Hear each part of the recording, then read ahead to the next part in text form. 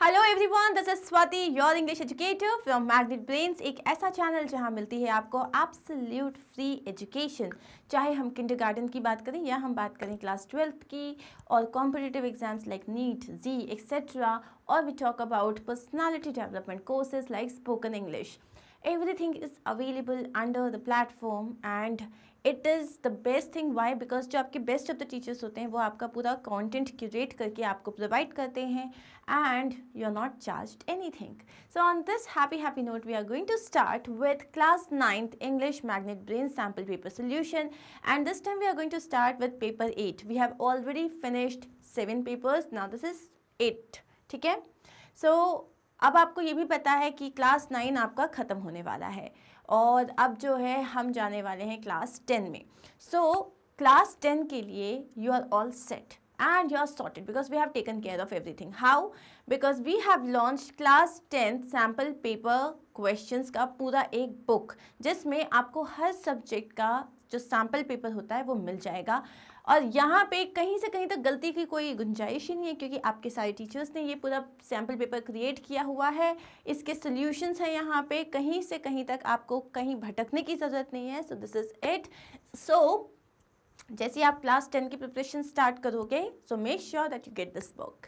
Now we are going to start with our sample paper 8. सो सबसे पहले हम जनरल इंस्ट्रक्शंस को देखते हैं. सो वी नो दिस कि आपको 80 मार्क्स का पेपर आएगा. Time allotted is 3 hours. इसमें 15 मिनट्स इनिशियली आपको दिए जाएंगे where you have to go through the paper, you have to analyse and understand कि आप कौन से सेक्शन से स्टार्ट करना चाह रहे हो, कौन से क्वेश्चंस आप अटेम्प्ट करने वाले हो. पेपर में आपके 3 सेक्शंस आएंगे. फर्स्ट इज रीडिंग सेक्शन जिसमें अनसीन पैसेजेस आएंगे, and then you have got your grammar and creative writing section, and finally you will have your literature section. ठीक है, इसमें सारे क्वेश्चंस ऑफ कोर्स अटेम्प्ट करने हैं. इंटरनल चॉइसेस रहेंगे, word limits रहेंगे, and you have to literally take care of that. Now I am going to start with section A here. So this is our reading passage. अब reading passage कैसे करना होता है वो मैं आपको बहुत अच्छे से बता चुकी हूँ, but I am going to once again just throw some light on this. Basically when you are doing a reading passage, so unseen passage, so first of all कोई भी वर्ड होता है, कोई भी मतलब नाउन की हम बात करें तो कोई भी नाम होता है, कोई डेट होती है, कोई अगर कहीं पर्टिकुलरली बताया गया है कि इसको ये कहा जाता है या फिर कोई प्लेस का नाम है, आप उसको अंडरलाइन कर लो. सेकेंड चीज़, आपको हर पैराग्राफ पढ़ने के बाद पता चल जाएगा, जैसे इस पैराग्राफ में इंट्रोडक्शन है या इस पैराग्राफ में उनकी हॉबीज़ बताई है या इस पैराग्राफ में एडवांटेजेस हैं या डिसएडवांटेजेस हैं, तो आप उसके बगल में लिख लो.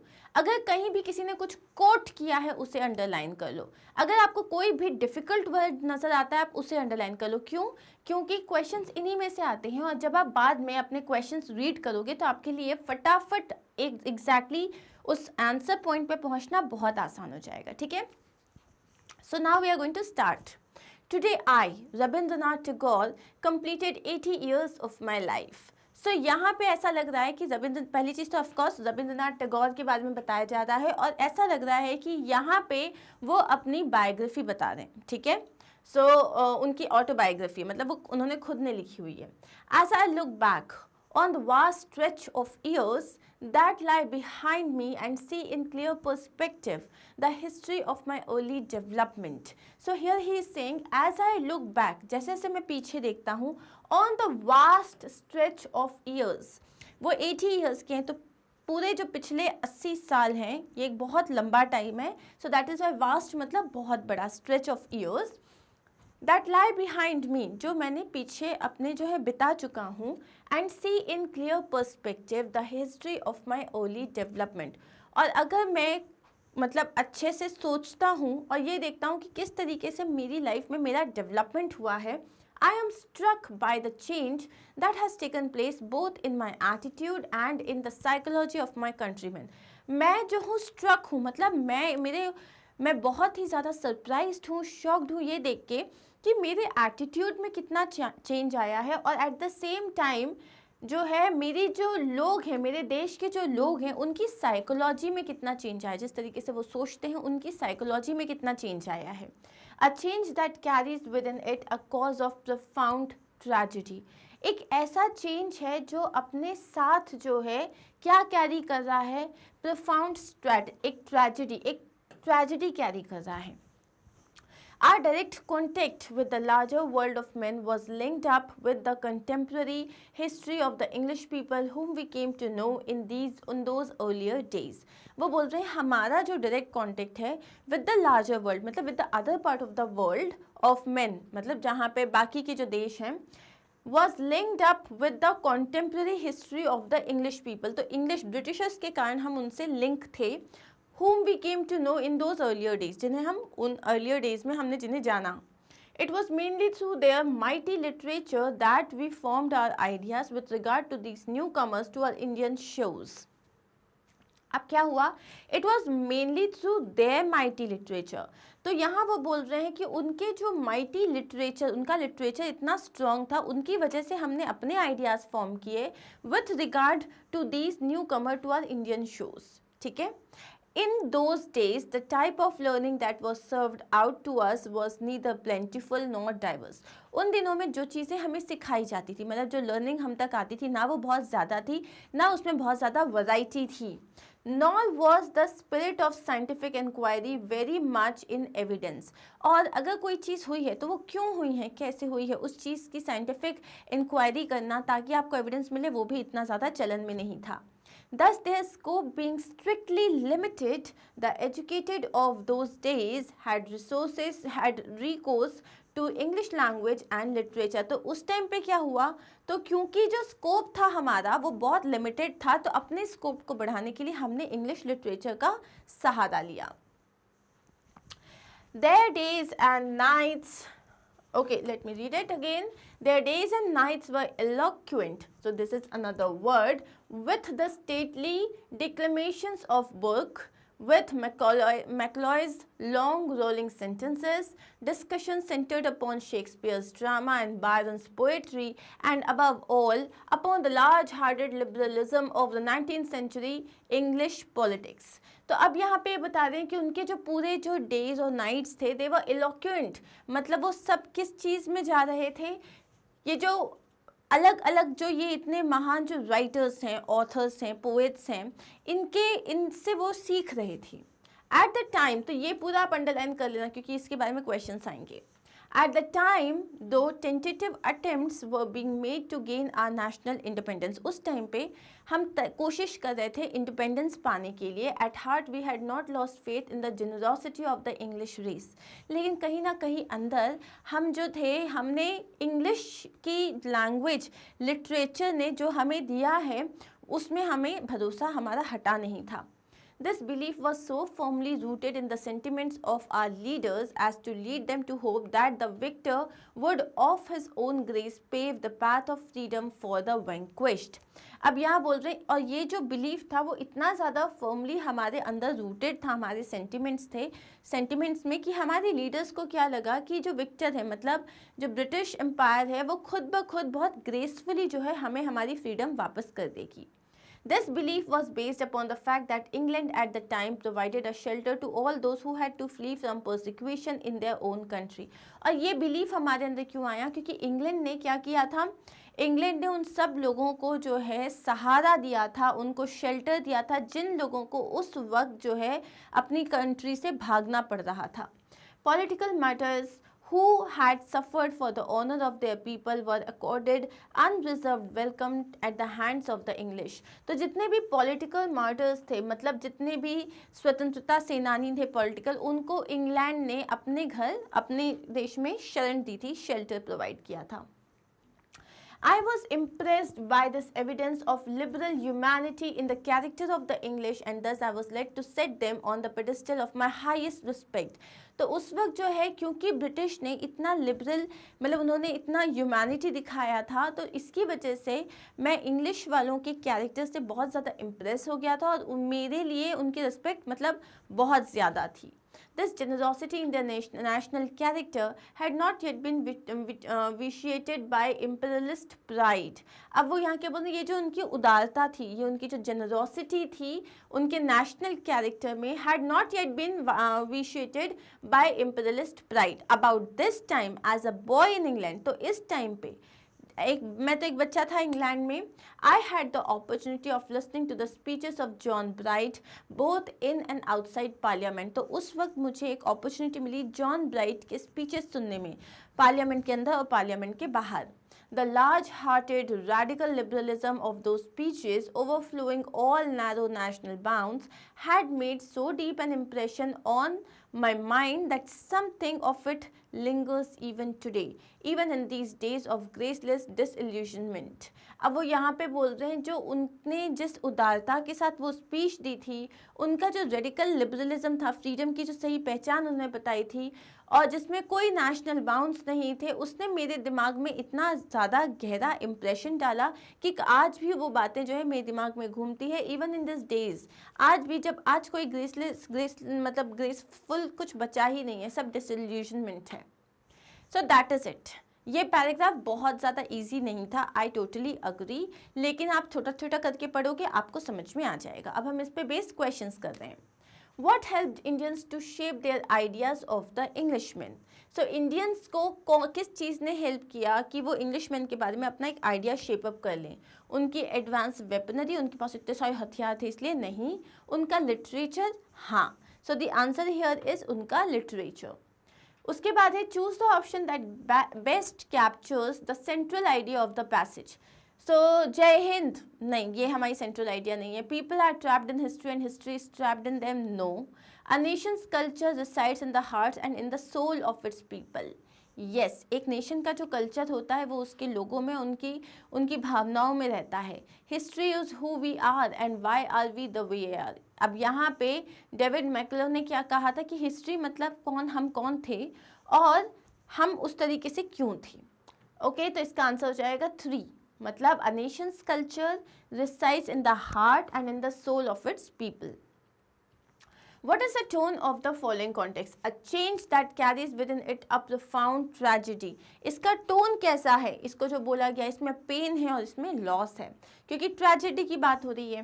What is the message conveyed in the last paragraph of the passage? Last paragraph में क्या बताया है? उसमें बताया हुआ है liberalism of the Englishman. Englishman की लिबरलिज्म के बारे में बताया है. Which of the following is relevant for the title of the passage? Title के लिए कौन सा सही है? Proud to be independent, Crisis of Civilization, Happy Indians और The Civilized Englishman. इसमें हमने ज़्यादा इंग्लिशमैन के बारे में बात करी है, लेकिन हमारी सिविलाइजेशन में जो क्राइसिस है उसको डिस्कस किया है, तो इसका हो जाएगा crisis of civilization. R was a hurdle in our quest for freedom. तो क्या था? आर क्या है? हमारे क्वेस्ट ऑफ फ्रीडम में क्या हर्डल था? Are faith that they were good. हमें जो लगता था, हमें जो भरोसा था कि वो लोग अच्छे हैं, वो हमारी फ्रीडम में एक बहुत बड़ा हर्डल था. Tagore felt that Englishman deserved his highest respect. क्यों? टैगोर को क्यों लगा ऐसा? क्योंकि उनकी ओपन माइंडेड ह्यूमैनिटी के कारण. Which word in the passage is closest in meaning to deep? Deep का मीनिंग क्या हो जाएगा? Profound. Okay? उसके बाद है what do you understand from the line? Attempts were being made to gain our national independence. Attempts किए जा रहे थे. At heart we had not lost faith in the generosity of the English race. So इसका मतलब है that Indians did not lose faith in the Englishmen. Okay, now choose the option that correctly states the meaning of liberal humanity as implied in the passage. तो liberal humanity का मतलब क्या होता है? freedom of choice. liberal मतलब होता है freedom. humanity मतलब humans को जो freedom दी जाती है. अब freedom का मतलब होता है freedom by choice. freedom किसी को forcefully तो दी नहीं जा सकती. Which of the following sentences makes the correct use of vanquished as used in the passage? So यहाँ पे देखो, the soldier successfully vanquished his rivals. Vanquish का मतलब हरा देना, उन पे हावी हो जाना. The terms large-hearted and radical liberalism one are used for. किस चीज़ के लिए यूज किए गए हैं ये? John bright. ठीक है, अब यहाँ था हमारा फर्स्ट पैसेज. अब हम आते हैं सेकेंड पैसेज. सो अब जो हमारा सेकेंड पैसेज है, it is a fact based passage और इसको हम फैक्चुअल पैसेज कहते हैं. So let's start. India can achieve net zero carbon emissions by 2065-70 as its greenhouse emissions will peak by 2035, and if it caps coal usage in the next 10 years, said a new study co-authored by the former vice chairman of the erstwhile planning commission, Montek Singh Ahluwalia. सो यहाँ बोल रहे हैं India जो है क्या achieve कर सकती है, net zero carbon emission achieve कर सकती है, कब तक, 2065-70 तक। क्यों? क्योंकि उसके जो ग्रीन हाउस एमिशंस हैं वो 2035 तक इतने ज़्यादा हो जाएंगे, और अगर जो कोल का यूसेज है ये भी बढ़ता ही रहा तो ये जो नई स्टडी है, और ये किसने करी है, जिसमें वाइस चेयरमैन जो है मोंटेक सिंह आलूवालिया, और वो मोंटेक सिंह आलूवालिया कौन है, he is the erstwhile planning commission. तो इन्होंने बताया कि अगर ये ऐसा ही रहा तो 2065-70 तक नेट ज़ीरो कार्बन एमिशंस हम अचीव कर लेंगे। But he said this will also depend on rich countries doubling climate finance to US $200 billion per year in the next few years. लेकिन इसमें उन्होंने कहा ये एक और चीज़ पे डिपेंड करती है, जो हमारी जो रिच कंट्रीज़ हैं जो कि क्लाइमेट फाइनेंस को डबल कर दे रही हैं, लाइक $200 बिलियन US ने किया है। अब नेट जीरो कार्बन एमिशन ये है क्या? So net zero is the state in which a countries green house emissions are remove from the atmosphere by carbon absorption और सिक्वेस्ट्रेशन। अब नेट जीरो स्टेट वो होती है जिसमें ये जो कार्बन ग्रीन हाउस एमिशंस हो रहे हैं, ग्रीन हाउस एमिशन आपको पता है राइट, कि जो कार्बन होती है उसको आप, वो आती तो है लेकिन वापस जा नहीं पाती। सो ये जो है इसको पूरा का पूरा एटमॉस्फेयर से रिमूव कर दिया जाएगा बाय कार्बन एब्जॉर्प्शन, इसको अब्जॉर्ब कर लिया जाएगा। This is the most hotly debated proposal for COP26 as the intergovernmental panel on climate change had said achieving net zero by 2050 is a must to keep global temperature rise to 1.5 degrees Celsius to pre-industrial level by the end of 2100। अब ये जो है सबसे ज़्यादा debated, इस पर बहुत ज़्यादा डिबेट चल रही है, बहुत ज़्यादा बहसबाजी चल रही है। ये वाला प्रपोजल है for COP26 as the intergovernmental panel, जो ये जो क्लाइमेट चेंज की इंटरगवर्नमेंटल पैनल है IPCC, इन्होंने कहा है कि 2050 तक जो है अगर हम ये नेट ज़ीरो का जो टारगेट है इसको अचीव करते हैं तो ये ज़रूरी है ग्लोबल टेम्परेचर को मेंटेन रखने के लिए, कितना, rise to 1.5 degree Celsius to pre industrial level by the end of 2100। Many nations like China and the US have set 2060 and 2050 as the deadlines to reach net zero। बहुत सारी countries हैं जैसे China और US ने 2060 और 2050 को target बनाया हुआ है, while India the third largest emitter, India है third largest emitter of carbon, like you know carbon के जो कार्बन को एमिट किया है, जो has neither announced nor submitted to the UN an updated climate plan with raised carbon reduction ambition। तो इन्होंने ना अभी तक कोई डेट बताई है, ना कोई प्लान सबमिट किया है कि वो किस तरीके से करेंगे। UN जो यूनाइटेड नेशंस है उनको किया ही नहीं है ऐसा कुछ। The reason behind this was given in a statement at the conclusion of the G20 climate meet। G20 climate meet में एक जो conclude जब हो रही थी तब एक डायलॉग दिया गया था, वहाँ पे एक स्टेटमेंट दिया गया था saying that pledges by some countries to achieve net zero GHG emissions और carbon neutrality by mid century were inadequate। तो उन्होंने ये कहा था कि मिड सेंचुरी तक कार्बन एमिशन को ज़ीरो तक लेके आना ये बिल्कुल मतलब inadequate है when considering the rights of developing countries to economic growth। जब हम जो हैं मतलब यू नो इकोनॉमिक ग्रोथ में जो डेवलपिंग कंट्रीज़ के राइट्स देख रहे हैं, the steps need to taken in such a way that neither the achievement of net zero nor the economic growth of the country suffers। तो वो ये कह रहे हैं कि स्टेप्स इस तरीके से लिए जाने चाहिए कि ना जो हमारा नेट जीरो का जो अचीवमेंट है वो सफ़र करे, ना उसको करने के लिए हमारी इकोनॉमिक ग्रोथ सफ़र करे। ठीक है, अब यहाँ पे एक चार्ट दिया हुआ है, यहाँ पे लिखा हुआ है China leads. The largest impact on emissions was in China when carbon dioxide emissions declined by an estimated 315 million tons, रफली the annual carbon emissions of France. तो यहाँ पे 2019 और 20 का डेटा दिया हुआ है। चाइना का एमिशन कितना था 3563 और 2020 में 3248। यूनाइटेड स्टेट का 1753 से 1615 पे आ गया। देन यूरोप 1153 से 1008, इंडिया 896 से 831 और रशिया 560 से 536। Globally, CO2 emissions dropped by 8.3% in the first 4 months of 2020 compared with 2019। So first 4 months में अगर हम ग्लोबली देखें तो कितना परसेंट फॉल आया है कार्बन एमिशंस में, 8.3%। ठीक है, अब इस पे बेस्ड हमारे पास क्वेश्चंस हैं। The purpose of the above passage, ये इस अबव पैसेज का पर्पस क्या है? to show that India is not ready to announce the deadline to reach net zero for carbon emissions. अब है it is imperative only for the developed countries to achieve the net zero state. सिर्फ developed countries जो है net zero state को achieve कर सकते हैं. Net zero is the state in which a country's greenhouse emissions are removed from the atmosphere. तो हमें ये बताना है दोनों में से कौन सा सच है. So the answer is पहला गलत है कि नहीं, ऐसा नहीं है कि सिर्फ डेवलप्ड कंट्रीज जो हैं वो ही नेट जीरो स्टेट पे पहुंच सकती हैं, लेकिन सेकंड स्टेटमेंट सही है कि नेट जीरो की डेफिनेशन दी हुई है. अब है why has India not announced the deadline to achieve net zero state. उसने क्या बोला था कि इकोनॉमिक ग्रोथ को हिंडर कर रहा है, वो हिंडर मतलब अफेक्ट कर रहा है, तो आंसर हो जाएगा सी. Which of the following countries has announced a time limit to reach the net zero state? दो कंट्रीज ने किया, यूएस ने और चाइना ने. So that is the answer. अब है which of the following needs to be considered by India before making the announcement of deadline to reach net zero.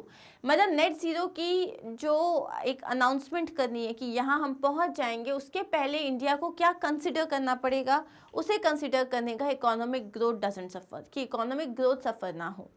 How are greenhouse emissions removed from the atmosphere? किस तरीके से इन्हें remove किया जाता है? By the process of capturing and storing atmospheric carbon dioxide.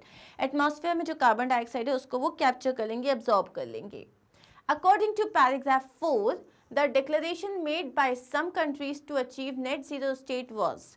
So according to paragraph 4, ये declaration था जो कुछ कंट्रीज ने करा था नेट जीरो तक वो पहुंच जाएंगे, वो इनसफिशिएंट था या इनएडिक्वेट था, मतलब इट वॉज नॉट कंप्लीट. ठीक है, सो इट वॉज इनसफिशिएंट या इसको इनएडिक्वेट भी कह सकते हैं हम. By which year will India's green house emissions peak? India के ग्रीन हाउस एमिशंस कौन से साल तक पीक कर जाएंगे? 2035. According to the passage, what is the climate finance of rich countries at present? At present climate finance कितना है rich countries का? It is $100 billion. ठीक है. अब है when was global temperature rise 1.5 degree Celsius? कब होगा ये होगा प्री इंडस्ट्रियल टाइम्स, मतलब जब इंडस्ट्रीज के पहले वाले टाइम में. What is the meaning of deadline? So time और date after which something must be done? नहीं, एक ऐसे टाइम जिसके पहले करना होता है, तो द टाइम और date before which something must be done. Okay, last question देख लेते हैं. What is the antonym of emission? Emit करना मतलब निकालना, सो रिप्रेशन रिलीज करना. So the answer is repression, release, discharge और आउटफ्लो. एमिट करना इज रिप्रेशन और release. So now we are going to start with the grammar part, और grammar part में we are going to start with gap filling questions. ठीक है. So पहला है I saw dash lady in. तो ये article based है. I saw, अब मैंने किसी रैंडम लेडी को देखा, तो रैंडम लेडी का मतलब यहाँ पे हम कोई स्पेसिफिक लेडी की बात नहीं कर रहे, तो हमारा क्या आएगा, कौन सा आर्टिकल आएगा? अ आएगा, क्योंकि लेडी में कोई वोवेल तो है नहीं, मतलब it is not getting started with a vowel. तो क्या आएगा? आई सॉ अ लेडी. तो ये क्या हो जाएगा? आई सॉ अ लेडी इन. अब उन्होंने एक ओवरकोट पहना हुआ है. अब ये भी कोई स्पेसिफिक ओवरकोट नहीं है, लेकिन ओवरकोट स्टार्ट्स विथ ओ, इसका मतलब ये एक वोवेल है, तो हम क्या बोलेंगे? In an. तो यहाँ क्या आ जाएगा? I saw a lady in an overcoat that was black in colour. She appeared to be new to dash city. अब हम एक पर्टिकुलर सिटी की बात करें, ठीक है, वो जहाँ पे जैसे लेट्स से भोपाल, तो वो भोपाल में नहीं है. तो जब आप किसी स्पेसिफिक सिटी की बात कर रहे हो तब आप क्या बोलोगे? द. तो आंसर क्या आ जाएगा आपका यहाँ पे? The. She appeared to be new to the city. When she asked me for directions, I obliged. जब उन्होंने मुझसे directions पूछे, मैंने उन्हें बताया. Dash relatives lived in dash west part of dash city. उनके relatives मतलब हम एक फीमेल के लिए क्या यूज करते हैं? हर. तो यहाँ आ जाएगा her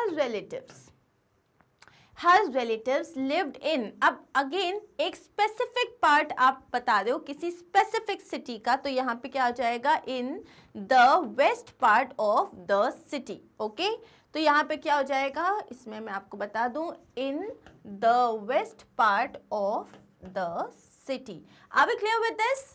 ठीक है. So I saw a lady in an overcoat that was black in colour. She appeared to be new to the city. When she asked me for directions, I obliged. Her relatives lived in the west part of the city. Clear? Now we are going to move ahead with the next question, and here it is. Identify the error and replace it with the correct word. तो यहाँ पे हर sentence में there is an error, आपको वो error निकालना है, फिर उसको करेक्शन बताना है आपको उसको कि वो कैसे रिप्लेस होगा। Thousands of bats emerge from under the bridge. अब यहाँ पे थाउजेंड्स ऑफ बैट्स, तो यहाँ पे क्या गलत है, इमर्ज नहीं आएगा, इमर्ज्ड आएगा। हम बता रहे हैं कि ब्रिज के अंदर से थाउजेंड्स ऑफ बैट्स निकले, पास्ट की बात हो रही है, तो यहाँ इमर्ज नहीं आएगा, इमर्ज्ड आएगा, ठीक है, फ्रॉम अंडर द ब्रिज। अब ये कैसे पता चलता है, क्योंकि देखो यहाँ पे हर जगह पास्ट है, okay. It were a amazing sight, it were amazing sight नहीं, it was an amazing sight, क्या होगा, वर का वॉज हो जाएगा, ए का एन हो जाएगा, it was an amazing site. I learned a lot of fact, अब लॉट ऑफ है तो फैक्ट होगा या फैक्ट्स हो जाएंगे, बहुत सारे हैं ना, तो फैक्ट नहीं होगा, फैक्ट्स हो जाएंगे। कितना इजी था ये क्वेश्चन। लेकिन क्या होता है, एरर करेक्शन में हम क्या गलती कर देते हैं, हम ना सेंटेंस को पढ़ते नहीं है सही तरीके से। अब यहाँ पे आप बोलते हैं यार इसमें तो कुछ गलत दिख नहीं रहा है, लेकिन बाबा इसके बाद वाला सेंटेंस तो देखो, तब तुम्हें समझ में आएगा टेंस क्या है सेंटेंस का, ठीक है। नेक्स्ट क्वेश्चन क्या है, यहाँ पे आपको मिसिंग वर्ड देखना है, तो हर सेंटेंस में एक मिसिंग वर्ड है, मिसिंग वर्ड आपको बीच में लिखना है, उसके पहले और उसके बाद वाला वर्ड यहाँ पे लिखना है। Most of us are familiar with क्या, with fact, कौन सा fact, with the fact, with the fact, एक specific fact है that silk derived, अब silk जो है उसको derive किया जाता है, silk is derived from the cocoons of mulberry silkworms. However, insects, अब यहाँ पे क्या होता है, जो बाकी के इंसेक्ट्स हैं, तो यहाँ देखो क्या लिखा है, however, insects like spiders, beetles and fleas produce silk, तो यहाँ पे other insects आएगा, बाकी के इंसेक्ट्स जो होते हैं, however, other insects like spiders, beetles and fleas, ये भी सिल्क प्रोड्यूस करते हैं, तो दे ऑल्सो लिख देंगे हम, also produce silk.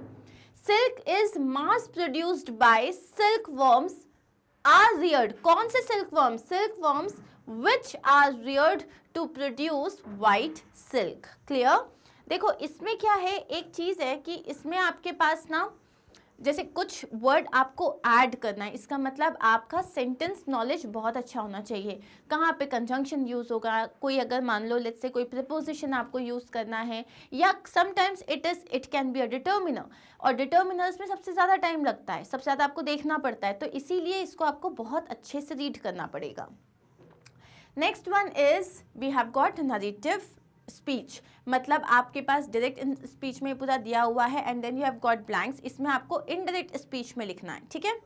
Did you watch the cricket match yesterday, किसने कहा, मनु ने कहा, मनु ने कहा did you watch the cricket match yesterday.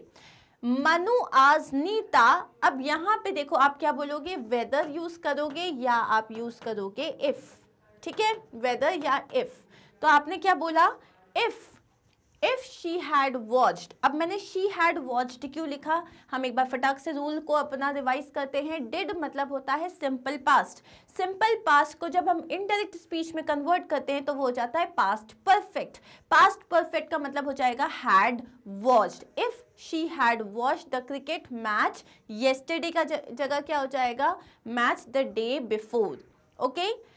Nita replied that she had, अब देखो यस आई डिड है सिंपल पास्ट, हमने क्या कर दिया, she had past perfect. Manu exclaimed, Manu ने क्या बोला, what an exciting match it was. जब भी एक्सक्लेमेटरी सेंटेंस होता है तब हम क्या बोलते हैं, जैसे कि she exclaimed with Joy, she exclaimed with sorrow, she exclaimed with surprise, इस तरीके से आप लिखोगे। तो अपन ने क्या बोला, मनु एक्सक्लेम्ड विथ जॉय, अब इसमें क्या बोलोगे, that it was an exciting match, that it was an exciting match, ठीक है। अब क्या है आगे, नीता ने कहा the Indian team played very well. Neeta ने रिमार्क किया that the Indian team had played, अब यहाँ पे भी हमने पास्ट परफेक्ट किया तो क्या हो जाएगा, had played very well. And last क्या है यहाँ पे, मनु ने कहा आई ऑल्सो थिंक सो, मुझे भी यही लगता है। सो दैट ये हो गया, तो फाइनली अपन क्या बोलेंगे, Manu said he also thought so. अब यहाँ पे नीचे लिखा दूंगा, आप ऐड कर दो, ठीक है। अब आते हैं हम नेक्स्ट क्वेश्चन में। यहाँ पे आपको क्या करना है, वॉइस चेंज करना है। India defeated Australia in the 2020 world cup cricket finals. तो आप बोलोगे ऑस्ट्रेलिया, देखो क्या हो जाएगा, ये है इंडिया आपका सब्जेक्ट, हमारा ऑब्जेक्ट है Australia. So Australia was defeated by India in the 2020 world cup cricket finals. ठीक है, नेक्स्ट क्या है, डू यू स्टडी रेगुलरली। अब यहाँ पे है do you study regularly, question है do you study regularly. So इसका क्या हो जाएगा आंसर, स्टडीज, अच्छा sorry, do your studies regularly. ठीक है, डू योर स्टडीज रेगुलरली क्या हो जाएगा, your studies should be done regularly. ठीक है, studies should be done regularly या your studies should be done regularly. अब है they are reading interesting and educational stories. अब देखो दे आर रीडिंग, दे है हमारा सब्जेक्ट, क्या रीड कर रहे हैं ये लोग, एजुकेशनल स्टोरीज। ठीक है, इंटरेस्टिंग एंड एजुकेशनल स्टोरीज। सो और वर्ब क्या है हमारा, वर्ब है रीडिंग। तो हम बोलेंगे इंटरेस्टिंग एंड एजुकेशनल स्टोरीज, ये जो हमारा ऑब्जेक्ट है इसको लेंगे, interesting and educational stories are being read by them. ठीक है, प्रेजेंट कंटिन्यूस है तो उसमें हो जाएगा बीइंग आ जाता है, तो क्या हो जाएगा, are being read by them. अब है our English sir was delivering a lecture. कौन है सब्जेक्ट, कौन है, आर इंग्लिश सर। कर क्या रहे थे ये, डिलीवर कर रहे थे, क्या डिलीवर कर रहे थे, एक लेक्चर डिलीवर कर रहे थे। ठीक है, ये आपका ऑब्जेक्ट है, तो आप बोलोगे a lecture was being delivered by our English sir. ठीक है, बीइंग आ जाएगा इसमें भी, so was being delivered by our English sir. We should not break the rules. अब ठीक है, ये क्या है, ये एक इंपेरेटिव सेंटेंस है, हमारी बात हो रही है वी शुड, हमें नहीं करना चाहिए, क्या नहीं ब्रेक करना चाहिए, रूल्स को नहीं ब्रेक करना चाहिए। सो हम क्या बोलेंगे, रूल्स शुड नॉट बी, अब यहाँ पे है should not be broken, the rules should not be broken. अब यहाँ पे नेक्स्ट क्या है, Ravita dash after the police dash. Ravita, अब यहाँ पे क्या आएगा, Ravita had escaped after the police came, Ravita escaped after the police had come, Ravita had escaped after the police had come. तो रविता मतलब पुलिस के आने के बाद जो है रविता भाग गया, रविता भाग गई, तो यहाँ क्या होता है, Ravita escaped after the police had come.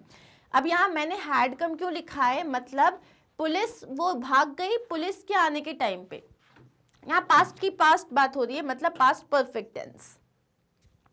My mother dash an operation when Simran got married.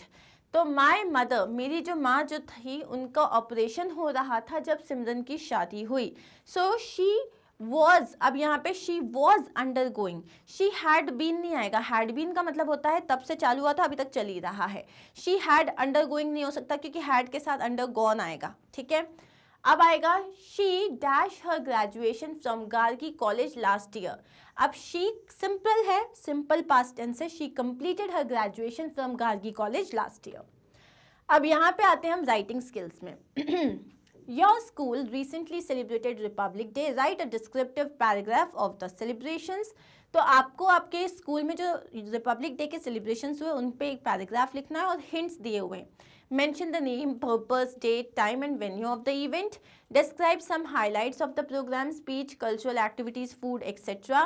Talk about the chief guest अगर कोई आया था. So here is the paragraph. Republic Day is a day of national pride and honor for all Indians. It is celebrated on 26th of January every year because on this day the Constitution of India came into force.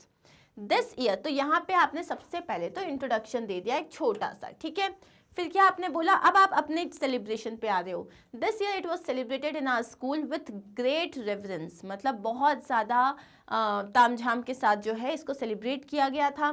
The programme began with a prayer followed by flag hoisting by the guest of honour retired major Indrajit Batra. Major Batra had played a key role in the 1971 Pakistan War and had been awarded various gallantry awards. After the flag was hoisted, मतलब एक बार flag hoisting हो गई, the national anthem was sung and this was followed by a cultural programme. इसके बाद national anthem हुआ, इसके बाद कल्चरल प्रोग्राम हुआ। The cultural programme included a skit on freedom fighters and a dance to honour Rani Lakshmibai of Jhansi. तो इसमें एक skit किया गया और रानी लक्ष्मीबाई के ऑनर में एक डांस किया गया। Finally, Vande Mataram was sung by the junior section. Junior section ने Vande Mataram गाया. In the end, the chief guest spoke eloquently about our diverse nation and the importance of the constitution. इसके बाद जो हमारे chief guest आए थे उन्होंने हमारे नेशन की डाइवर्सिटी के बारे में बात करी और कॉन्स्टिट्यूशन की इम्पोर्टेंस बताई. He urged the students to work for the unity and prosperity of the nation. उन्होंने स्टूडेंट्स को रिक्वेस्ट किया कि वो जो है इस कंट्री में यूनिटी और प्रॉस्पेरिटी के लिए काम करें. This celebration was a memorable one and is forever etched on my memory. ये बहुत ही मेमोरेबल सा एक सेलिब्रेशन था और ये हमेशा के लिए मेरी मेमोरी में एज्ड है. Now next question is, write an interesting description of a relative of yours who is a soldier. You may like to include the following points in your description. तो आपको क्या करना है, आपको अपने किसी रिलेटिव के बारे में बताना है जो एक सोल्जर है, ठीक है. और आप क्या क्या लिख सकते हो इसमें, एन इंटरेस्टिंग इंट्रोडक्शन बता सकते हो उनका नेम, एज, उनके पर्सनल डिटेल्स, आप उनके क्या लगते हो, रिलेशनशिप हो जाएगा, उनकी कुछ स्ट्रेंज हैबिट्स या क्वालिटीज़ हैं और रीजंस कि आपको वो क्यों पसंद या नापसंद है, ठीक है. सो अब सबसे पहले तो आप इंट्रोडक्शन दोगे. A soldier is the pride of a nation. He defends the honor of his country with his life and blood. I feel very proud to say that my cousin brother is in the Indian Army. तो सबसे पहले आपने यहाँ पे introduction दिया कि soldier जो होता है वो एक नेशन की प्राइड होता है, वो अपनी कंट्री के लिए अपना खून पसीना एक कर देते हैं. And then you start with your relative. I feel very proud to say that मेरा जो कज़न ब्रदर है वो इंडियन आर्मी में है.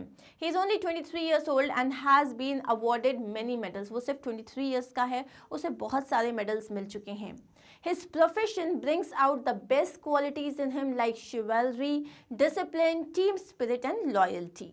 Whenever he is in town, जब भी वो टाउन में होता है, he maintains a very orderly life. तो उनकी जो लाइफ है बहुत ऑर्डर्ड होती है, ऑर्गेनाइज्ड होती है. He always motivates me to exercise and run in the morning to keep the body fit and healthy. वो मुझे हमेशा मोटिवेट करते हैं कि मैं मॉर्निंग एक्सरसाइजेस करूँ ताकि मैं फिट रहूँ.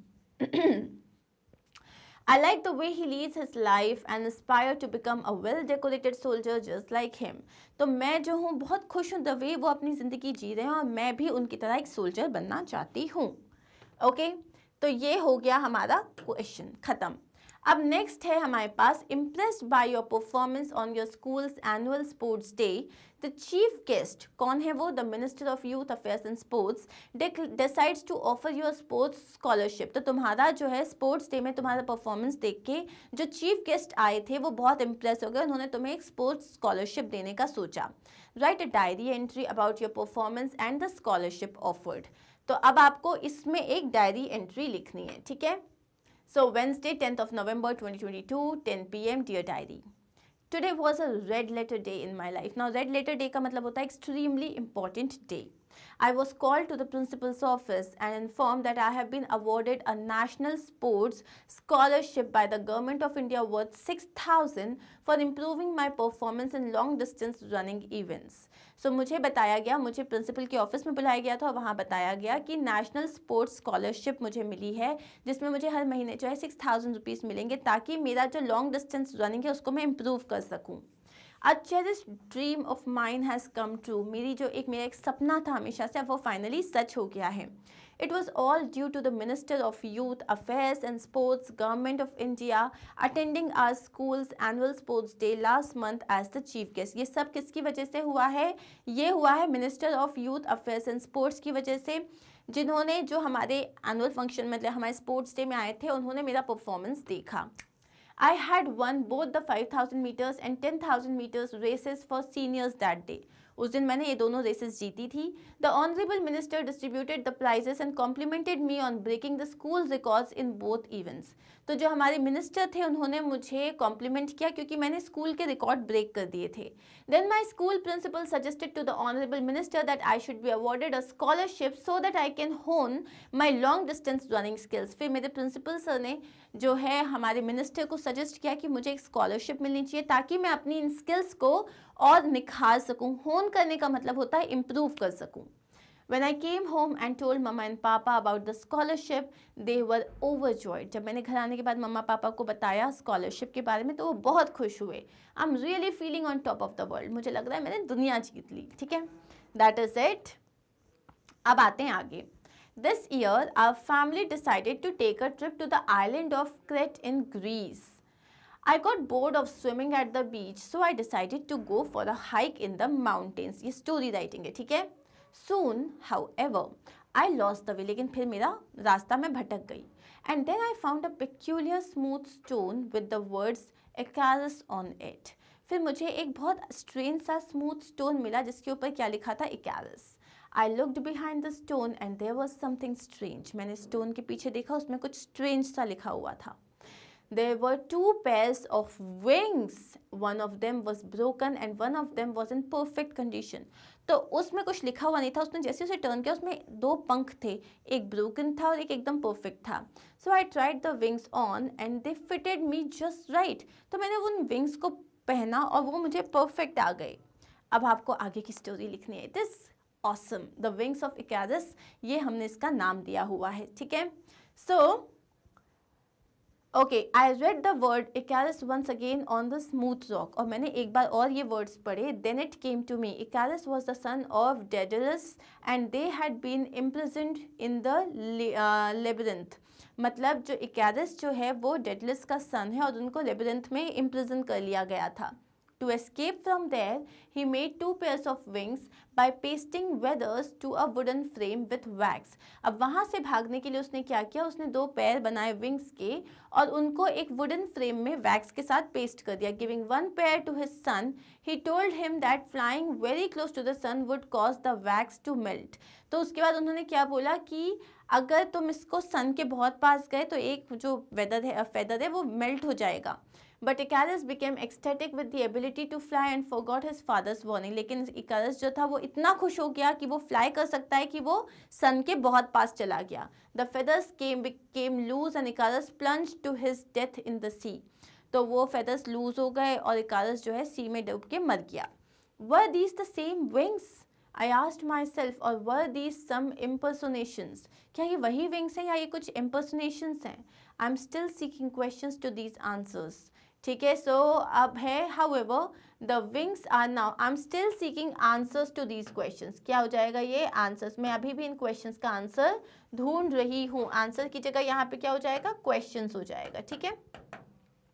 However, the wings were now with me safe in my cupboard. लेकिन अब wings किसके साथ थे, मेरे पास मेरे cupboard में. ओके, तो यहाँ हमारा खत्म होता है grammar and क्रिएटिव राइटिंग का सेक्शन. And now we are going to start with the literature section. ठीक है, तो सबसे पहले एक्सट्रैक्ट बेस्ड क्वेश्चन है. It is intriguing to watch Evelyn function so effortlessly without hearing. मतलब ये बहुत ही एक सरप्राइज था कि एवलिन जो है बिना सुने कितना अच्छा फंक्शन कर रही है. इन are 2 hour discussion she never missed a word. हमारे 2 hour के डिस्कशन में उसने एक भी वर्ड मिस नहीं किया. Men with bushy beards give me trouble, she laughed. It is not just watching the lips, it's the whole face, especially the eyes. उसने क्या कहा, men जिनके bushy beards होते हैं वो मुझे थोड़ा सा परेशान करते हैं. सिर्फ lips नहीं देखना होता है लेकिन पूरा का पूरा face मुझे अजीब लगता है. She speaks flawlessly with a Scottish lilt. My speech is clear because I could hear till I was 11. उसने बोला मेरी speech इसलिए clear है क्योंकि मेरे को 11 साल की उम्र तक सुनाई देता था. But that doesn't explain how she managed to learn French and master basic Japanese. लेकिन कभी समझ में नहीं आया कि उसने फ्रेंच कैसे सीख लिया और जापानीज का जो बेसिक है वो भी उसने मास्टर कर लिया. तो पहला क्वेश्चन है, इट इज इंट्रीगिंग. मतलब इसमें क्या इंट्रीगिंग का मतलब क्या होता है, fascinating and curious moment. According to the writer, the 2 hour discussion was between dash and dash, between himself and Evelyn. The men with bushy beards gave her trouble because she could not see their lips. It's the whole face, especially the eyes. इसका मतलब क्या होता है? That entire expression on the face along with eyes. Flawlessly मतलब without any mistake. तो यहाँ क्या हो जाएगा? Perfectly. अब आते हैं हम दूसरे एक्सट्रैक्ट पे. The sound of the shehnai began to be considered auspicious. Shehnai की जो आवाज़ है उसको बहुत पवित्र माना जाने लगा, उसको बहुत मतलब पॉजिटिव माना जाने लगा.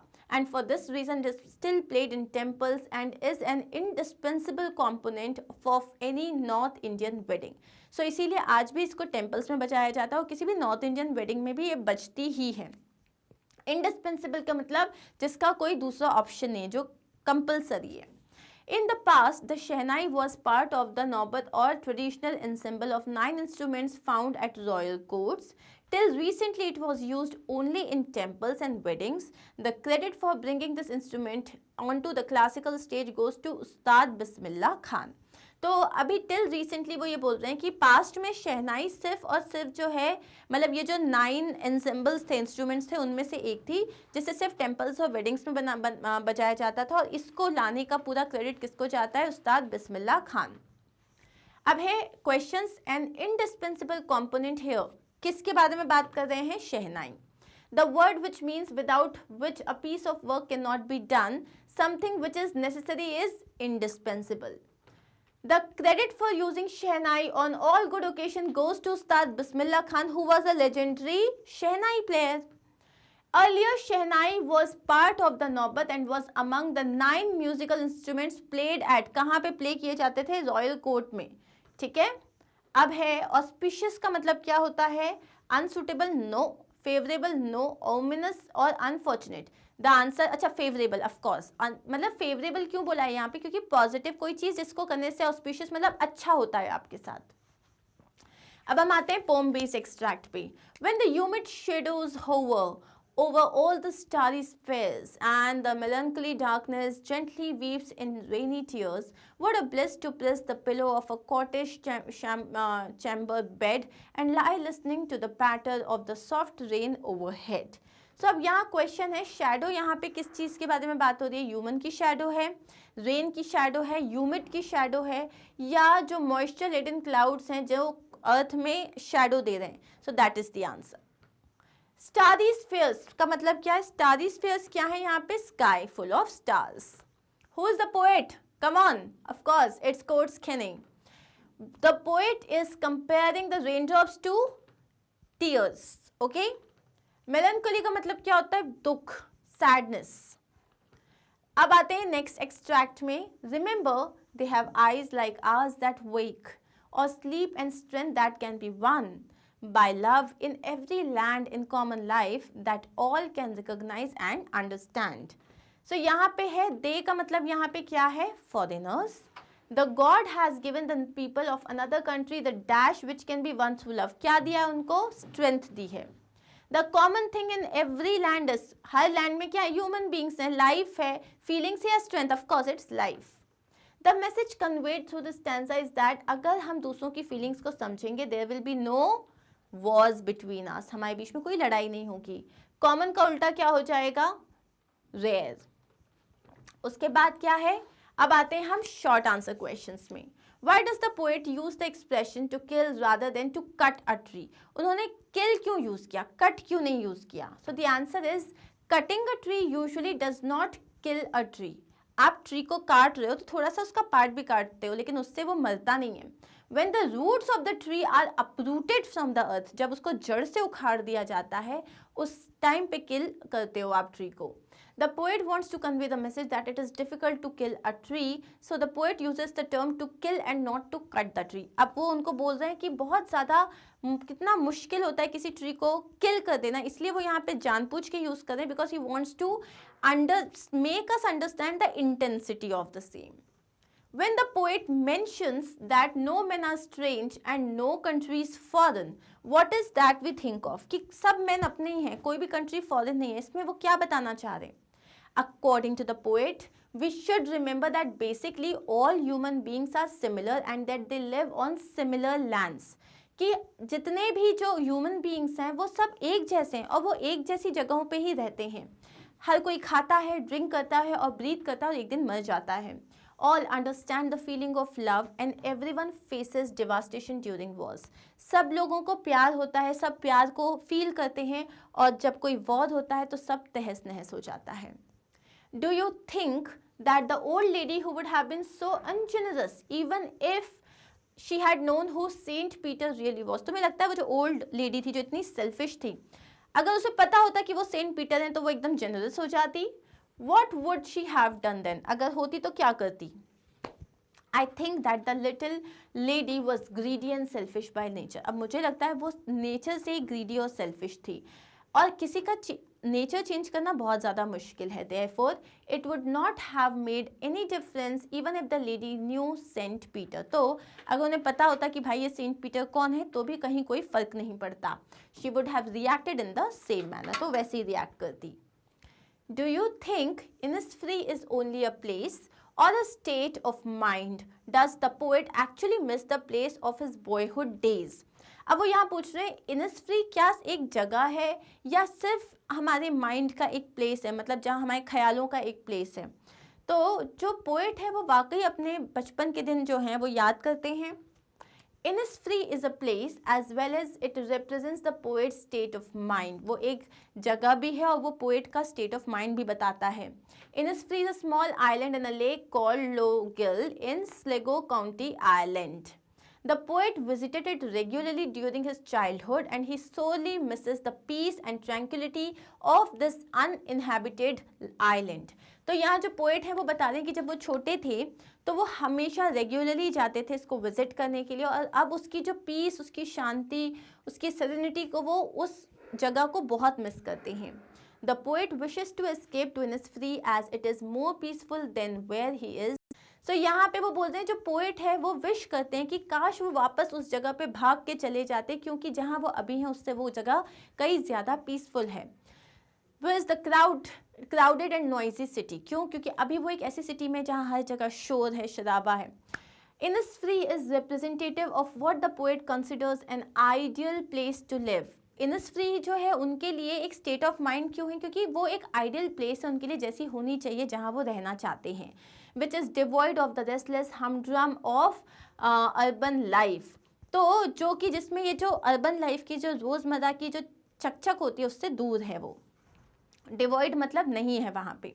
It is also a state of mind as it is associated with the feelings of peace. अब ये स्टेट ऑफ माइंड भी है क्योंकि इसमें हमने पीस की फीलिंग से एसोसिएट किया है। Happiness and contentment. I think that the poet truly and dearly misses the place of his boyhood days. मुझे लगता है कि जो है पोएट वो बहुत ज़्यादा मिस करते हैं अपने बॉयहुड डेज को।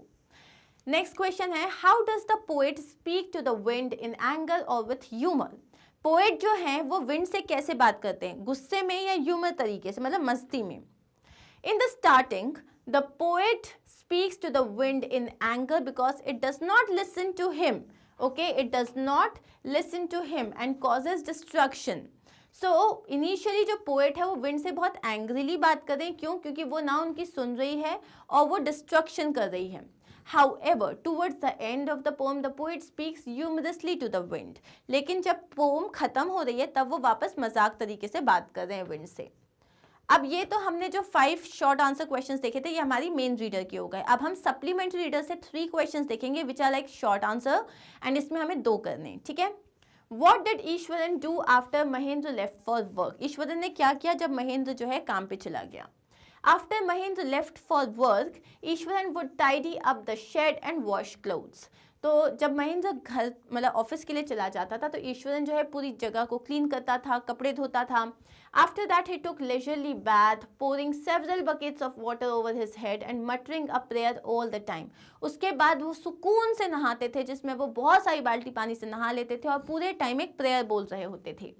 After this he would have his lunch and then would read for a while before dozing off. इसके बाद वो अपना लंच करते थे और सोने से पहले एक बुक पढ़ा करते थे। Who is the real culprit according to the king? Why does he escape punishment? King के हिसाब से actual culprit कौन था और वो punishment उसे क्यों नहीं मिला? So according to the king, the merchant is the real culprit. ठीक है, तो क्यों? क्योंकि वो मर्चेंट की जो दुकान थी उसकी दीवार अच्छी नहीं थी ना, इसलिए वो टूट गया। तो चोर की क्या गलती हुई? He is the legal air of his father, उनके फादर की वो ही लीगल एयर हैं, therefore he should be punished for his father's act. तो वो जो दुकान उनके फादर ने बनाई थी उसके लिए इनको पनिशमेंट मिलना चाहिए। The merchant escapes punishment because he is too thin to be properly executed on the stake. और जो मर्चेंट है उसको पनिशमेंट क्यों नहीं मिलता, क्योंकि वो बहुत दुबला है। क्यों? और स्टेक पे उसको एग्जीक्यूट मतलब उसका गला काटने के लिए। Where was the swallow going? Why was he going there? Swallow कहाँ जा रहा था और वो वहाँ क्यों जा रहा था? The swallow was going to Egypt. वो इजिप्ट जा रहा था. His friends had left for Egypt 6 weeks before and now he was also planning to go there to escape the frost and cold of the city. तो swallow जो है Egypt जा रहा था, उसके फ्रेंड्स 6 वीक्स पहले ऑलरेडी जा चुके थे और अब वो भी वहाँ जाना चाह रहा था ताकि वो यहाँ पे सिटी के कोल्ड और फ्रॉस्ट से बच सके. In Egypt, the climate was warm and the green palm trees there promised to provide the swallow birds with food and shelter. So, Egypt में क्लाइमेट वार्म था और वहाँ के जो ग्रीन पाम ट्रीज थे उन्होंने उससे प्रॉमिस किया था कि वो लोग उसे फूड और शेल्टर प्रोवाइड करेंगे. Okay, so here we are done with the short answer based questions. अब है हमारे पास लॉन्ग आंसर क्वेश्चंस, टोटल 4, 2 आपकी सप्लीमेंट्री रीडर से और 2 आपके मेन रीडर से, दोनों में से एक एक करने हैं. Describe how the poet will live in the lake isle of Innisfree. कैसे रहेंगे वो? The poet describes the lake isle of Innisfree beautifully. उन्हें बहुत ब्यूटीफुल तरीके से एक्सप्लेन किया है.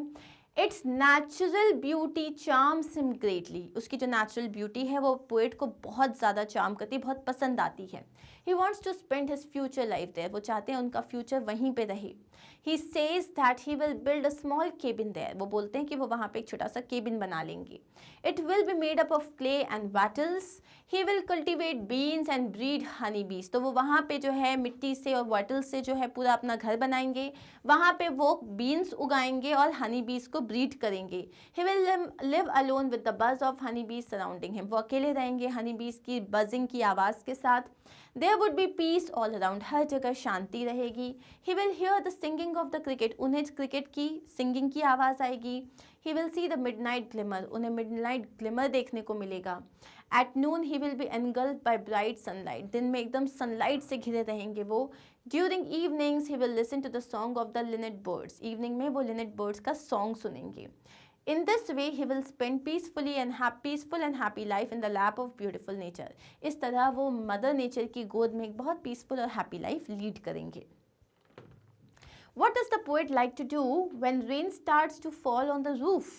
What ideas come to his mind? So the poet says that when dark clouds cover the starry sky, poet कहते हैं कि जब पूरी स्टारी स्काई को डार्क क्लाउड्स कवर कर देते हैं, इट स्टार्ट्स रेनिंग, तो तब बारिश होना लग जाती है. The poet considers it a great bliss to lie down on a bed and listen to the sound made by the rain. This sound has an echo in the poet's heart. He says that every sound made by a raindrop is followed by his heartbeat. He recollects many thoughts and memories. तो यहाँ वो बता रहे हैं कि जो poet है उनके लिए बेड पे लेटे रहना और इस आवाज़ को सुनना बहुत ही बड़ा सुकून है. ये जो साउंड है ये पोएट के हार्ट में एक मतलब उन्होंने अपना घर कर लिया है.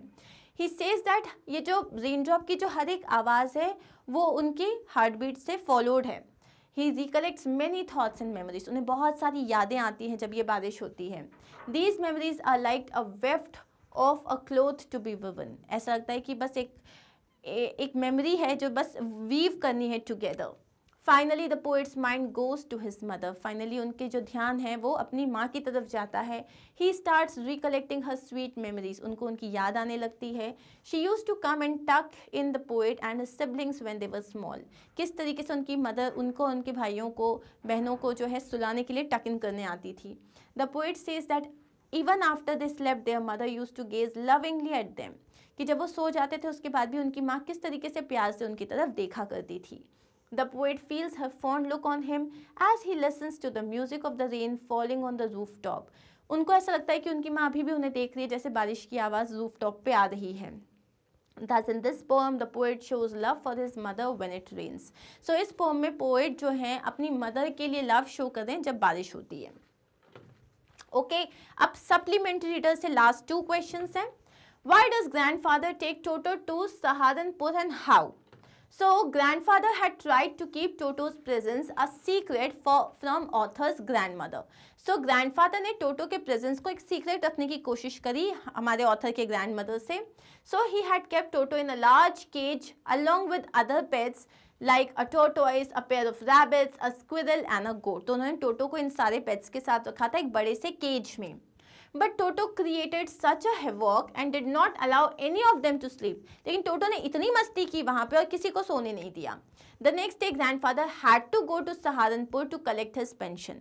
Next day उनको सहारनपुर जाना था अपनी पेंशन कलेक्ट करने के लिए. To protect the household from his mischief and also to keep his presence a secret, he decided to take Toto along with him. अब एक तो घर में अगर वो रहा तो बहुत तबाही हो जाती और किसी को बताना भी नहीं था, इसीलिए वो उसको अपने साथ लेके गए.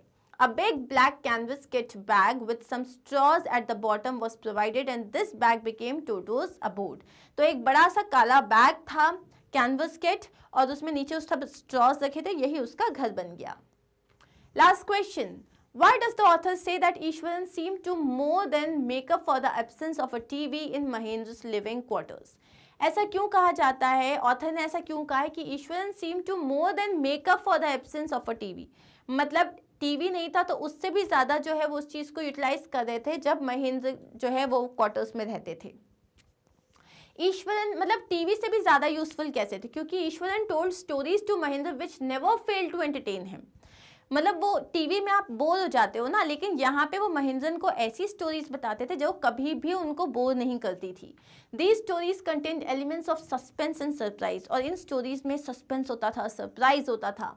ही served as a pastime for Mahendra, तो उन्हें टीवी की कमी लगी ही नहीं क्योंकि ये तो उनके लिए पास टाइम जैसा फील आ जाता था. Therefore the author says that he seem to more than make up for the absence of a TV. वो टीवी के एब्सेंस से ज़्यादा उनके लिए एंटरटेनमेंट कर देते थे जब वो क्वार्टर्स में रहते थे. And that is it. Here we are done with sample paper 8. I hope you found it useful. अगर आपको कोई भी डाउट होते हैं you can write in the comment section. हम मिलेंगे बहुत जल्दी जिसमें हम बाकी के सैम्पल पेपर्स कवर करने वाले हैं. तो तब तक के लिए keep practicing, keep learning, have a very positive attitude, do take care of yourself and do not forget to like, share and subscribe. Bye.